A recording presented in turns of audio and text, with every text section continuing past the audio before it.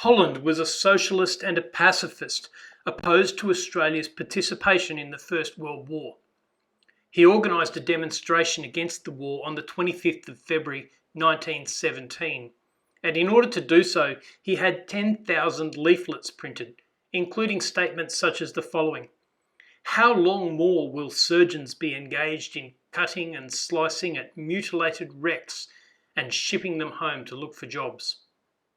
He was charged under the War Precautions Act with having produced a leaflet likely to prejudice the recruiting of His Majesty's forces. He tried to use his trial as a grandstand and in fact sought to subpoena the Prime Minister of Australia, Billy Hughes. The magistrate, Mr. Goldsmith, was unimpressed, and according to the Argus newspaper, he said that he could hardly speak quietly without being perturbed in mind when confronted by the pamphlet, when at the same time he considered the magnificent and heroic work accomplished by surgeons in this war. Holland was fined £30. He appealed to the High Court on a technicality, arguing that prosecutions under the War Precautions Act could only be undertaken with ministerial approval, and that the prosecutors had not proved that the signature authorising the prosecution was that of the Minister for Defence. The court wasn't having any of it.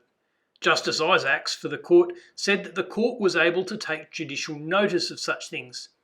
He said, "Wherever a fact is so generally known that every ordinary person may be reasonably presumed to be aware of it, the court notices it.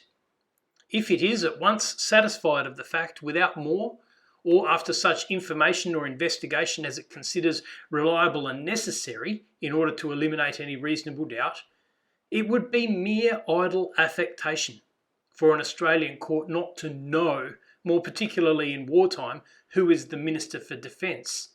He is one of the Ministers of State for the Commonwealth referred to by Section 64 of the Constitution. His appointment and public duties are matters of universal Australian concern." Holland's conviction was confirmed and his appeal was dismissed with costs. From this case, we confirm that some facts are so widely known and so obvious that they need not be proven. Instead, the court simply takes judicial notice of those facts.